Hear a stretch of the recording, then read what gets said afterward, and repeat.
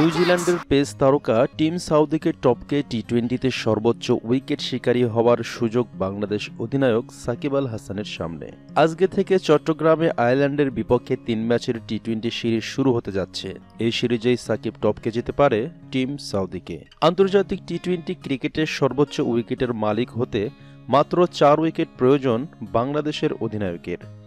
107 ম্যাচে 105 ইনিংসে 134 উইকেট নিয়ে আন্তর্জাতিক টি-20তে সর্বোচ্চ শিকারীর রেকর্ড দখলে রেখেছেন নিউজিল্যান্ডের পেসার টিম সাউদি।